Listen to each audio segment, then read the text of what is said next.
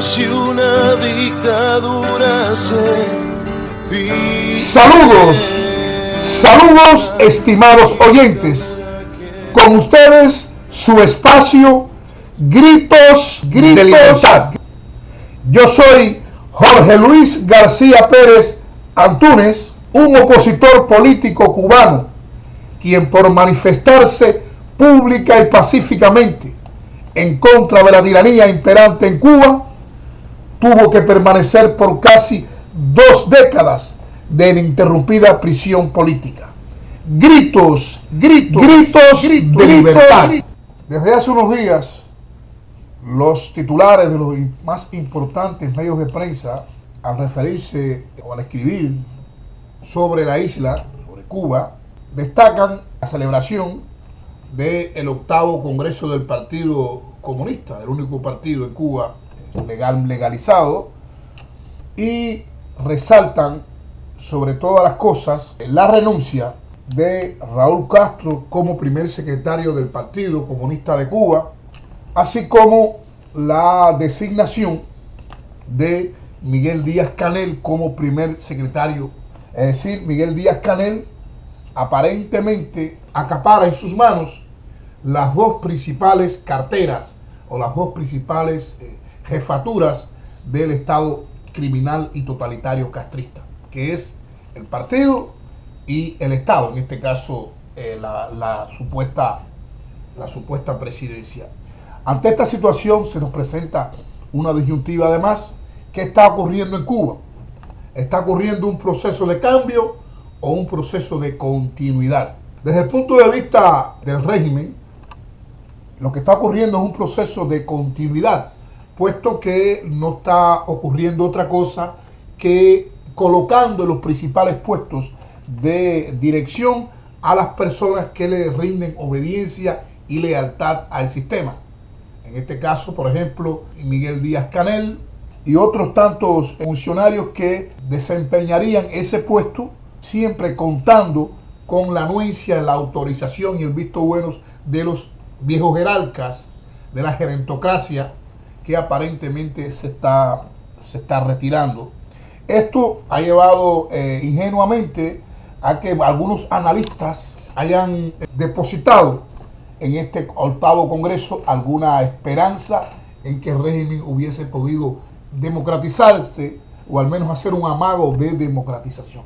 En este sentido, muchas veces se olvida que una de las características fundamentales de los sistemas de corte marxista, estalinista, dictatoriales, en este caso comunistas, es precisamente su fidelidad al poder.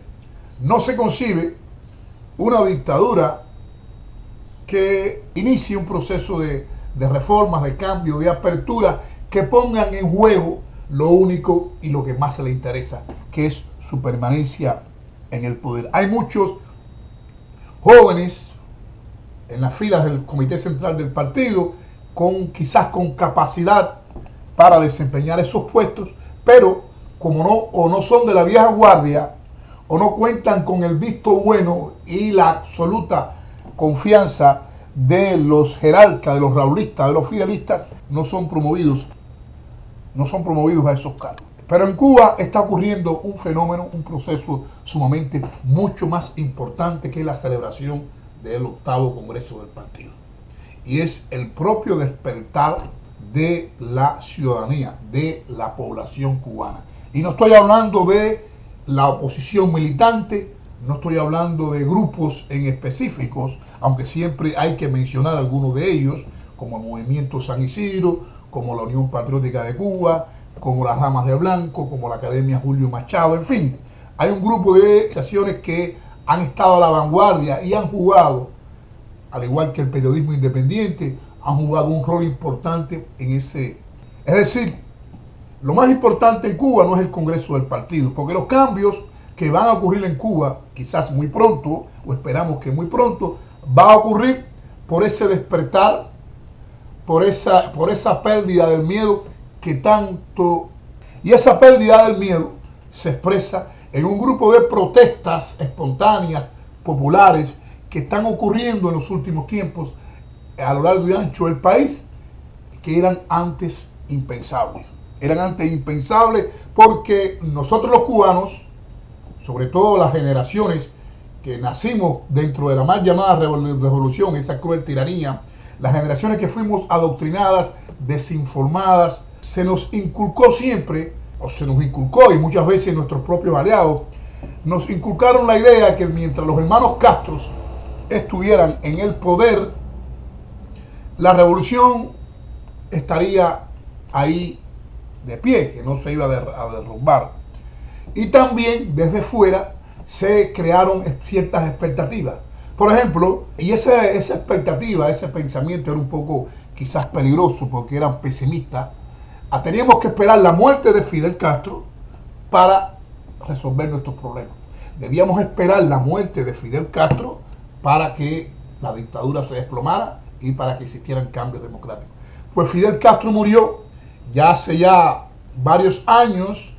Raúl Castro está pronto a morir también, a reunirse en el infierno allá con su hermano, y la dictadura parece que va a continuar. Y eso nos enseña, nos demuestra que los cambios tienen que tener base social, que los cambios tienen que tener base popular, que los más importantes cambios que pueden, deben y tienen que ocurrir dentro de Cuba no son ninguna iniciativa que un funcionario del régimen proponga, no es la esperanza en el noveno, en el décimo, en el onceavo congreso del partido, sino en el propio despertar del pueblo, en esa avanzada popular, resultado de la importante concientización de la población.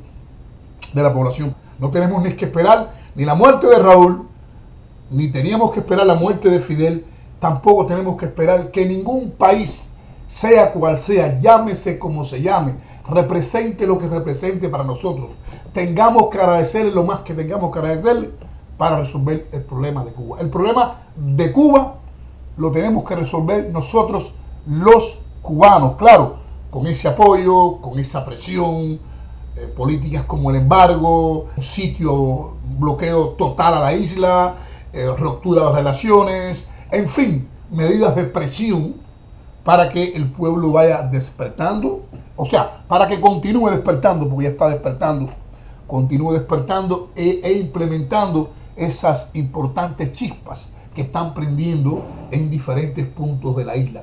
De esas chispas va a prender la llama. Ya no son personas que están saliendo a las calles a corear consignas, ya no son personas que están saliendo a las calles a repetir lemas o eslogan, son personas que están reclamando los derechos de los cubanos en el propio idioma de Cuba. Son personas que están clamando justicia, rostros nuevos, personas que muchos no tienen una formación política o cívica, que no conocen o no dominan ciertos conceptos filosóficos relacionados con la democracia y el respeto a los derechos humanos.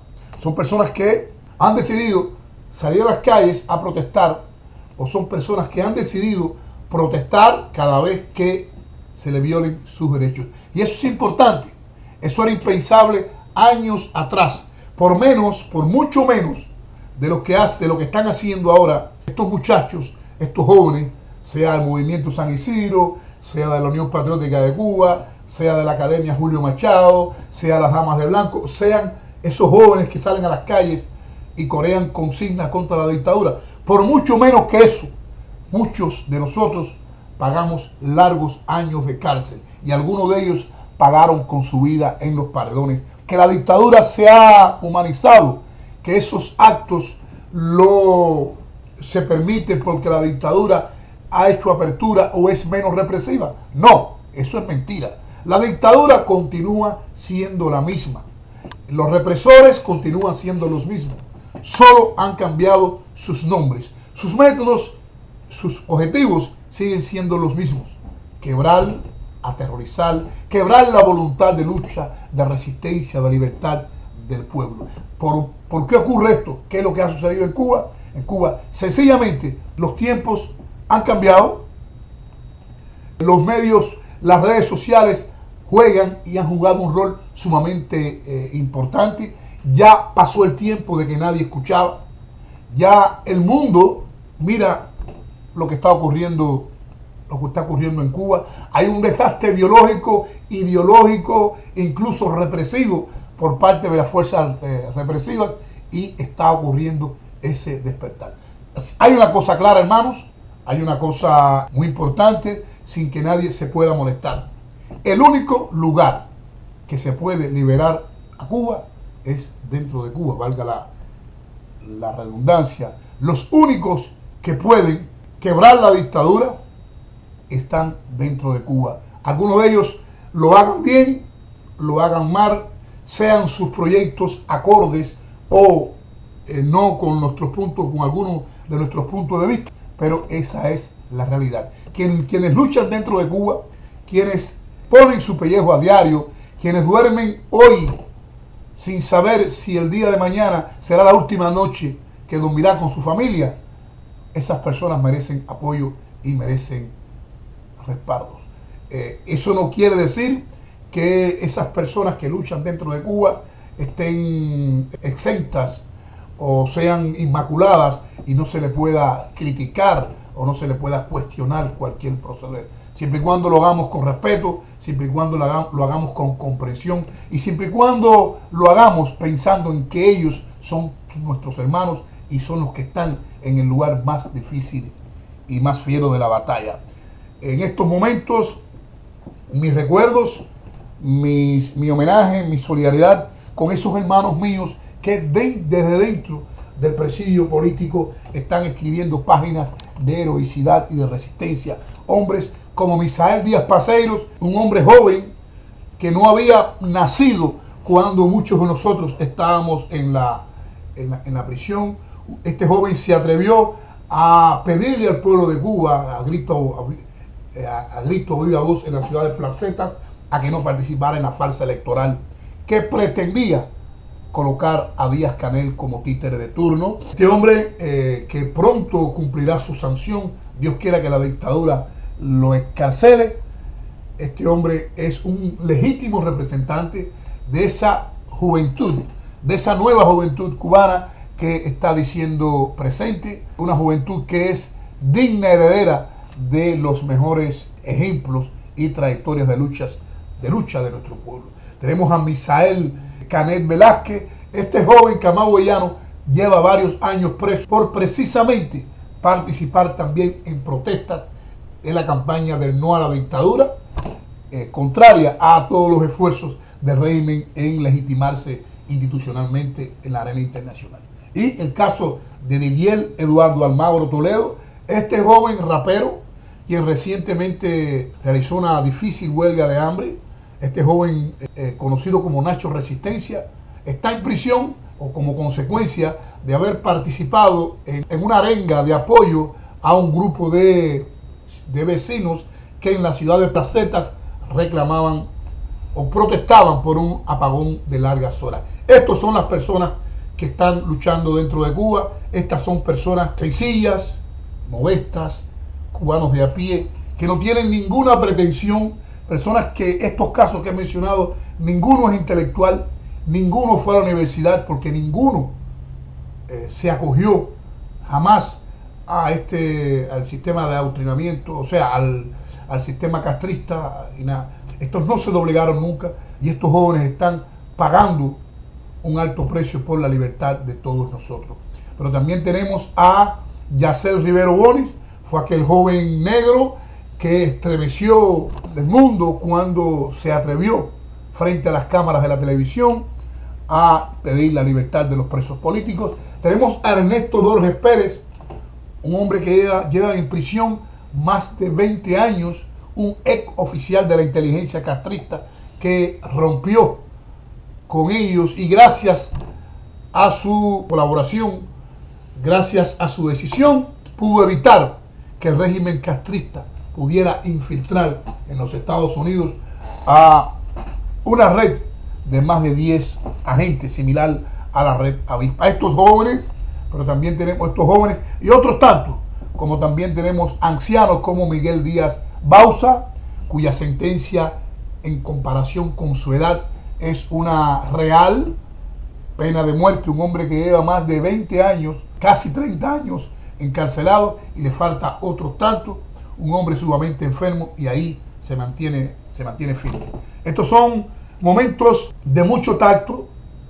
No podemos creer jamás en los cantos de sirena del castrismo, no podemos jamás sembrar algún tipo de esperanza en un Congreso comunista, porque uno de nuestros lemas, uno de nuestros eslóganes es precisamente la ilegitimidad de la tiranía y de todo lo que de ella emane. El régimen castrista es ilegítimo, es ilegal, antipopular, antidemocrático. Y nada que haga, ninguna ficha que mueva, ningún congreso conciable que haga puede ser esperanzador para nosotros. Los represores de hoy no pueden ser jamás los reformadores del mañana. Quienes han golpeado, quienes han firmado, apoyado leyes injustas que han llevado a hermanos nuestros a los paredones de fusilamiento, hombres que en los años 60 y 70 y 80 dejaron sus mejores años de vida allí en las prisiones, hombres que como ahora se encuentran tras la reja, esos que golpean a las damas de blanco, esos que crean cuerpos de tortura, esas personas no pueden ser los reformadores del mañana. Por eso nosotros, la resistencia cubana, nos oponemos a compartir cualquier tipo de apertura, cualquier tipo de resquicio que implique compartir el poder con los represores de nuestra patria. Nosotros, la oposición cubana, no se parece en nada a los Guaidó, no se parece en nada a los Ramos Alú y menos aún a un Caprilli. La oposición cubana, a diferencia de la venezolana, con todo el respeto que merece, en la oposición cubana no existe.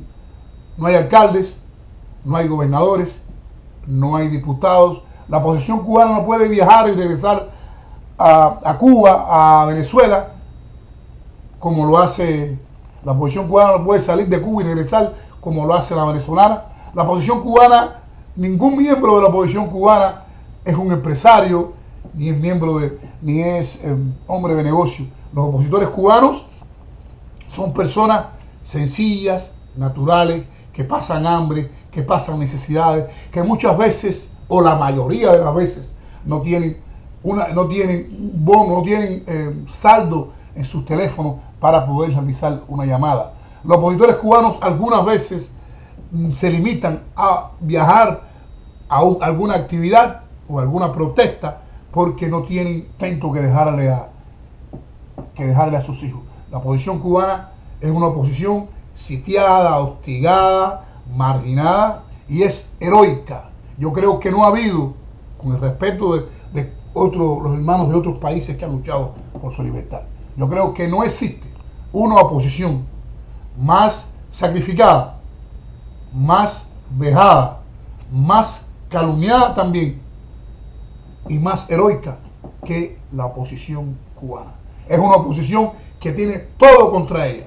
Tiene los abogados, tiene los fiscales, tiene los tribunales, tienen las organizaciones políticas y supuestas de masas de la dictadura. Tiene una prensa servil, cruel y canallesca que los ataca, los intenta, los descalifica sin brindarle la posibilidad a la réplica, a defenderse. Esa oposición, ese pueblo, esos jóvenes y algunos otros no tan jóvenes son gente muy heroica, gente muy aguerrida.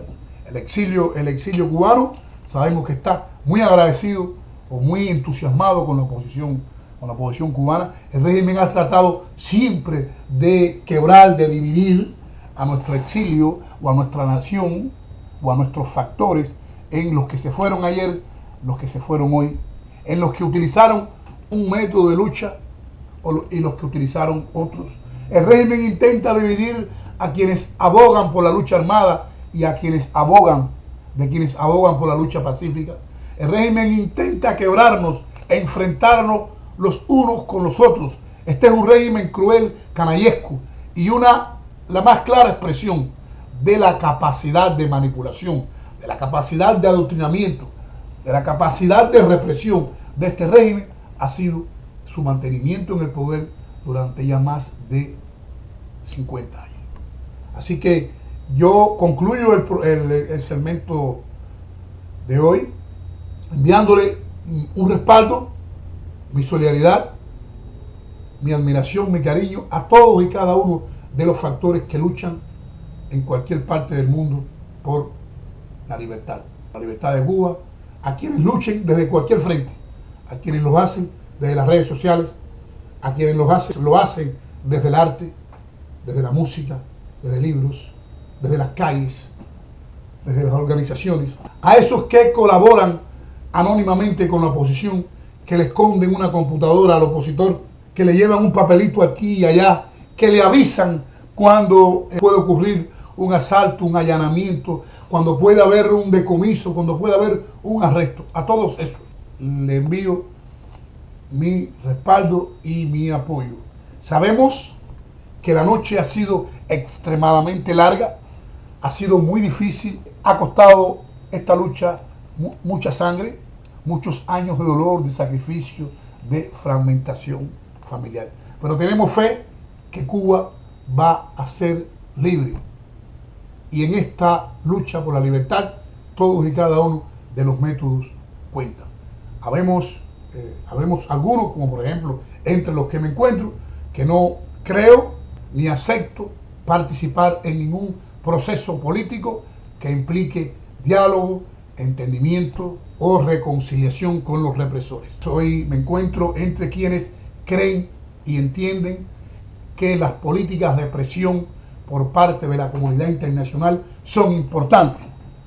Arreciar el embargo, aislar económica y políticamente al régimen castrista, romper relaciones diplomáticas, acorralar la dictadura, crear un ambiente dentro de Cuba de descontento, de desestabilización, para que el pueblo se lance a las calles.